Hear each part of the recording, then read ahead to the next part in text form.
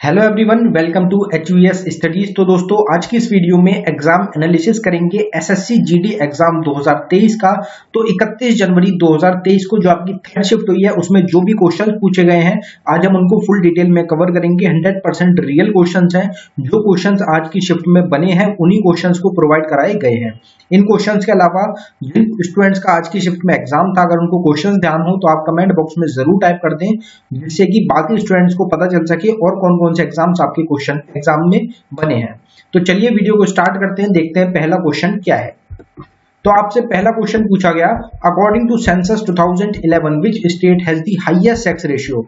तो जनगणना 2011 के अनुसार किस राज्य का लिंग अनुपात सबसे अधिक है।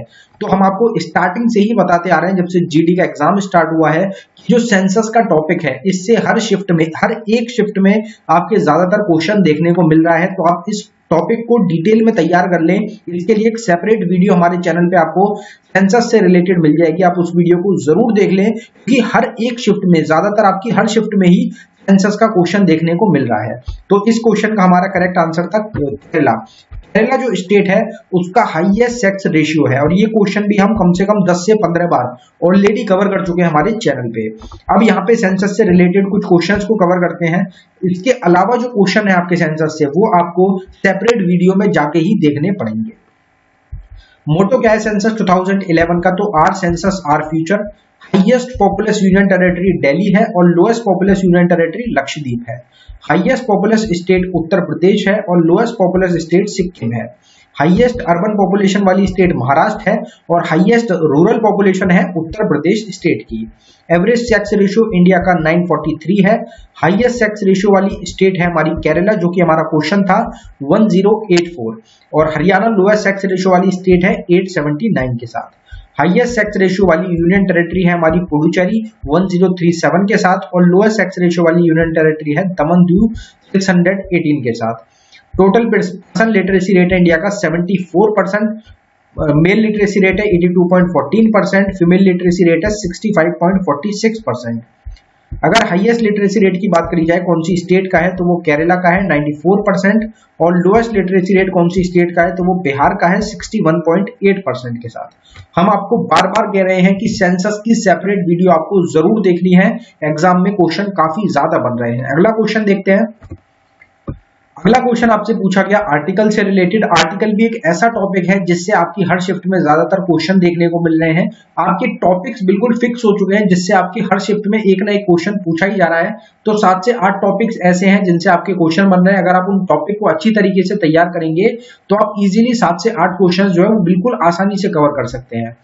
तो post of vice president comes under which article of Indian constitution. उपराष्ट्रपति का पद भारतीय संविधान के किस अनुच्छेद के अंतर्गत आता है? तो इसमें हमारा आंसर था आर्टिकल 63। आर्टिकल 63 में जो वाइस प्रेसिडेंट है उनके पद के बारे में बताया गया है, वाइस प्रेसिडेंट होने चाहिए। प्रेजेंट टाइम में वाइस प्रेसिडेंट कौन है इंडिया के? 14th नंबर के वाइस प्रेसिडेंट हैं जगदीप धनखड़। जगदीप धनखड़ हमारे वाइस प्रेसिडेंट है प्रेजेंट टाइम में। अब यहाँ पे जो हमारे आर्टिकल्स हैं उनकी बात करी गई है, कुछ आर्टिकल्स को कवर करते हैं, बाकी आर्टिकल्स की जो सेपरेट वीडियो है आप उसको भी जरूर देख लें। आर्टिकल 47 में बताया गया है, duty of the state to raise the level of nutrition and standard of living and to improve public health. Article 49 में बताया गया है protection of monuments, places and object of natural importance के बारे में। आर्टिकल 50 रिलेटेड है separation of judiciary from the executive से। Article 51 है promotion of international peace and security. Article 51A है फंडामेंटल ड्यूटीज से रिलेटेड। ऑलरेडी कम से कम 10 बार आपके जीडी एग्जाम में ये क्वेश्चन पूछा जा चुका है। आर्टिकल 63 जो आज की शिफ्ट में क्वेश्चन पूछा गया, vice president of India. Article 64 में आता है आपका vice president to be the ex officio chairman of council of states. हो सकता है आगे शिफ्ट में आपको ये क्वेश्चन देखने को मिल जाए। आर्टिकल 66 में election of vice president. Article 76 में attorney general of India. Article 79 में कॉन्स्टिट्यूशन ऑफ पार्लियामेंट, और आर्टिकल 80 में कंपोजिशन ऑफ राज्यसभा। आर्टिकल 81 में कंपोजिशन ऑफ लोकसभा। आर्टिकल 83 में आता है duration of houses of parliament. जो पार्लियामेंट के हाउसेज है उनका जो ड्यूरेशन होता है, टाइम पीरियड होता है। अगला क्वेश्चन देखते हैं हमारा। अगले क्वेश्चन पे बढ़ने से पहले हम आपको बताना चाहते हैं कि स्टैटिक जीके की एक टॉपिक वाइज ई बुक हमारी टीम के द्वारा लॉन्च करी गई है, जो कि सिर्फ आपको 79 रुपीज में प्रोवाइड कराई जा रही है। इंपॉर्टेंट क्यों रहेगी? क्योंकि इसमें 19 प्लस टॉपिक्स का प्रोवाइड कराए गए हैं आपको, जिसमें कुछ स्टैटिक के टॉपिक्स हैं, कुछ आपके करंट अफेयर के टॉपिक्स हैं, और ये वही टॉपिक्स रहेंगे जिनसे आपकी हर शिफ्ट में कोई ना कोई क्वेश्चन पूछा जा रहा है। ये ऐसे टॉपिक्स हैं जिनसे आपके ज्यादातर एग्जाम्स में क्वेश्चन बनते हैं। बिल्कुल एक गेम चेंजर ई बुक रहेगी, और इस ई बुक से डिटेक्टो आपको 7 से 8 क्वेश्चन आपके एग्जाम में, आपकी शिफ्ट में जरूर देखने को मिलेंगे। तो आप इसको जरूर एक बार ट्राई कर लें। सिर्फ 79 रुपीज में है, और पूरे साल में 2023 में जितने भी आपके एग्जाम्स होंगे सब में आपको मदद करेगी। ये ई बुक आपको अवेलेबल कराई गई है बाइलिंगुअल लैंग्वेज में, हिंदी और इंग्लिश दोनों में आपको क्वेश्चंस मिलेंगे। अगर आप इंटरेस्टेड हो तो लिंक आपको डिस्क्रिप्शन में मिल जाएगा, आप डिस्क्रिप्शन में जाके ई बुक को बाय कर सकते हैं। पेमेंट करने के बाद अगर आपको फाइल डाउनलोड करने में कुछ भी इशू आता है तो नीचे हमारी जीमेल आईडी है, आप इस पर डायरेक्टली मेल कर सकते हैं। अगला क्वेश्चन देखते हैं। अगला क्वेश्चन आपसे पूछा गया है, which river is mentioned once in the Rigveda. तो ऋग्वेद में एक बार किस नदी का उल्लेख किया गया है? आपसे ये नहीं पूछा कि कौन सी रिवर सबसे ज्यादा मेंशन करी गई है, आपसे पूछा गया कि ऋग्वेद में कौन सी नदी है जिसको सिर्फ एक बार जिसका उल्लेख किया गया है। तो इसमें आपका आंसर था गंगा रिवर। जो गंगा रिवर है ये सिर्फ एक बार मेंशन करी गई है आपके ऋग्वेद में।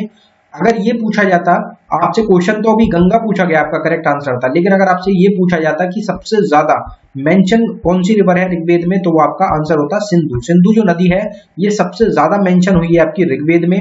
और सरस्वती जो है वो मोस्ट प्रोमिनेंट आपकी रिवर है, सबसे पूजनीय वाली जो रिवर है आपकी वो सरस्वती रिवर है ऋग्वेद के अनुसार। और यमुना रिवर आपकी टोटल 3 बार मेंशन हुई है ऋग्वेद में। तो ये आपको ध्यान रखना है, बाकी हो सकता है और आपके एग्जाम में क्वेश्चन पूछ लिए जाए।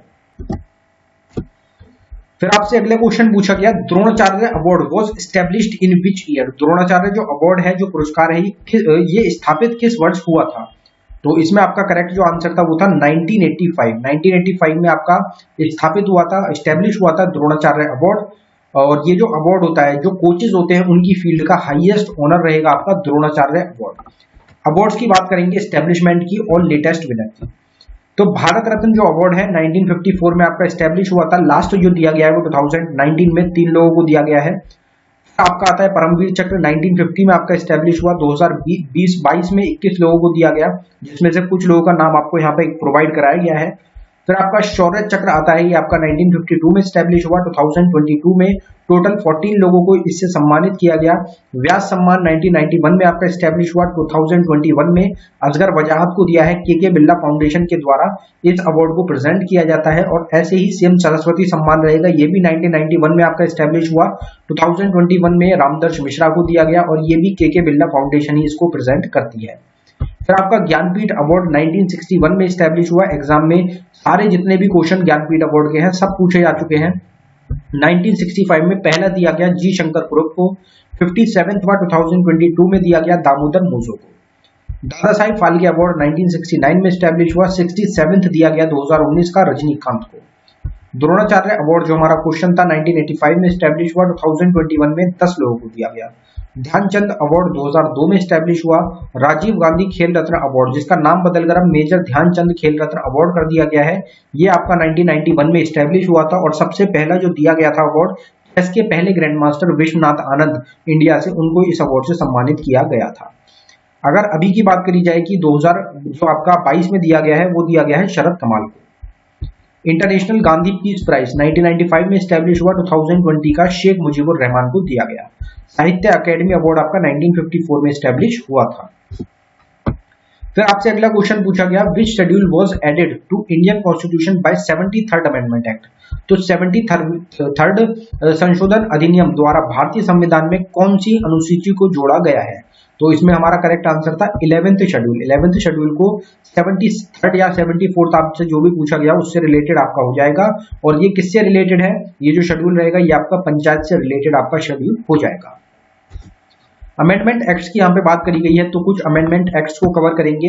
SC/ST कमीशन एक्ट आपका अमेंड किया गया था 61st अमेंडमेंट एक्ट ऑफ 1990 के थ्रू। वोटिंग एज को 21 साल से घटाकर 18 साल कर दिया गया 61st अमेंडमेंट एक्ट ऑफ 1989 के थ्रू। राइट टू प्रॉपर्टी को फंडामेंटल राइट से डिलीट करा गया 44th अमेंडमेंट एक्ट ऑफ 1978 के थ्रू। दिल्ली को नेशनल कैपिटल टेरिटरी का दर्जा मिला 69th अमेंडमेंट एक्ट ऑफ 1991 के थ्रू। पंचायती राज सिस्टम को 73rd अमेंडमेंट एक्ट ऑफ 1992 के थ्रू ऐड किया गया था, जो हमारा क्वेश्चन था 11th शेड्यूल में। और कॉन्स्टिट्यूशनल रिकॉग्निशन मिला आपका म्यूनिसिपैलिटीज को 74th अमेंडमेंट एक्ट ऑफ 1992 के थ्रू। तो आपसे या तो म्यूनिसिपैलिटी का पूछा गया या फिर आपसे पंचायत का पूछा गया, इनमें से कोई सा आपसे क्वेश्चन पूछा गया था। फिर आपके 3 वर्ड्स को ऐड किया गया, सोशलिस्ट, सेक्युलर और इंटीग्रिटी को प्रियम्बल में 42nd अमेंडमेंट एक्ट ऑफ 1976 के थ्रू। फिर आपसे अगला क्वेश्चन पूछा गया कि स्वच्छ भारत अभियान was started in which year, और इससे पहले भी आपसे सेम स्कीम से रिलेटेड ही क्वेश्चन तीनों शिफ्ट में पूछे गए थे।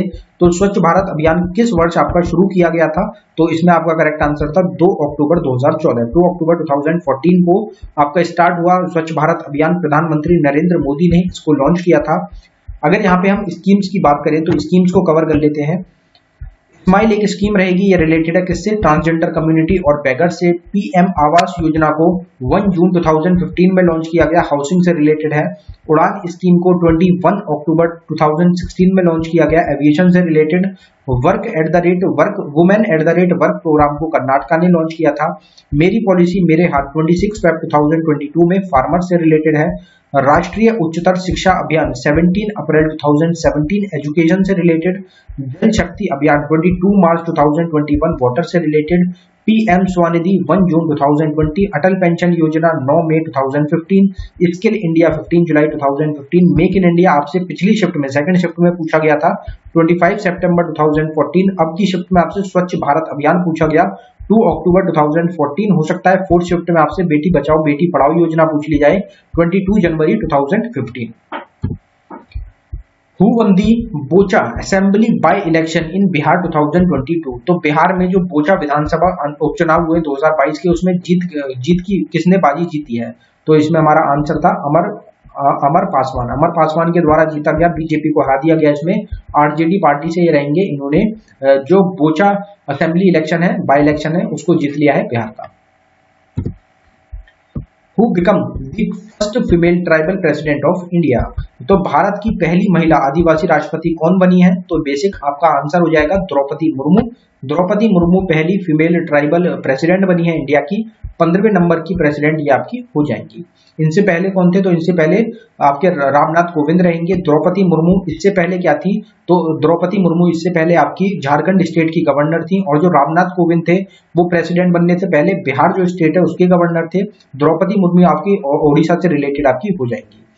फिर आपसे क्वेश्चन पूछा गया कि 36 जो नेशनल गेम हुए 2022 के, उसका सिंबल आपसे पूछा गया, कुछ प्रतीक चिन्ह क्या था, तो वो उसमें आपका लायन था, जो स्टार्टिंग में इनॉग्रेशन का जो दिखाया जाता है। और ये होस्ट किया गया था गुजरात के द्वारा और सर्विसेज के द्वारा, इसको जीता गया नेशनल गेम्स को। जो 37th नेशनल गेम्स होंगे 2023 में, वो गोवा के द्वारा आपके ऑर्गेनाइज किए जाएंगे। स्पोर्ट्स से रिलेटेड बात करी गई है, तो ये कुछ हमारे स्पोर्ट्स है 2022 के, जो किसके द्वारा जीते गए हैं, इसमें रनर अप कौन रहा है, ये सब हमने कवर किया है। तुरंत कप को बेंगलोर ने जीता है। FIFA women's basketball world cup हुआ, उसको यूएसए के द्वारा जीता गया। यूएस ओपन मेल में आपका कार्लोस अल्काराज ने स्पेन के प्लेयर हैं और ईगा स्विटेक ने पोलैंड के प्लेयर हैं।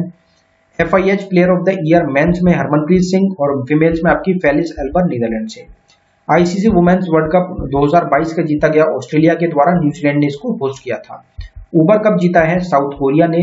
कॉमनवेल्थ गेम्स 2022 के ऑस्ट्रेलिया ने जीते, होस्ट इंग्लैंड ने करा और इंडिया 4th नंबर पर रहा 61 मेडल्स के साथ।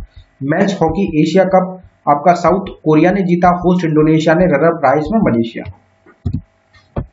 फिर आपसे क्वेश्चन सेल्यूलोज से रिलेटेड कोई पूछा गया, क्वेश्चन कंफर्म नहीं हो पाया है, लेकिन ज्यादातर यही बताया गया है कि cellulose is made up of. ये क्वेश्चन आपसे पूछा गया था कि सेल्यूलोज किसका बना होता है, तो अगर यही क्वेश्चन पूछा गया आपसे तो ग्लूकोज यूनिट आपका करेक्ट आंसर था। सेल्यूलोज जो होता है वो ग्लूकोज का आपका बना होता है, यही आपका करेक्ट आंसर हो जाएगा। क्वेश्चन अगर कुछ और पूछा गया था तो उस हिसाब से आपका आंसर जो है वो चेंज हो जाता है। तो दोस्तों ये था हमारी वीडियो का आखिरी क्वेश्चन। अगर आपको वीडियो पसंद आई हो वीडियो को लाइक करें। अगर आपने अभी तक चैनल को सब्सक्राइब नहीं किया है तो चैनल को जरूर सब्सक्राइब कर लें। इसी तरीके से डेली हर शिफ्ट की एनालिसिस आपको हमारे चैनल पे प्रोवाइड कराई जा रही है। अगर आपने अभी तक ई बुक्स को बाय नहीं किया है तो ई बुक्स का लिंक डिस्क्रिप्शन में, आप डिस्क्रिप्शन में जाके हमारी ई बुक्स को बाय कर सकते हैं। धन्यवाद।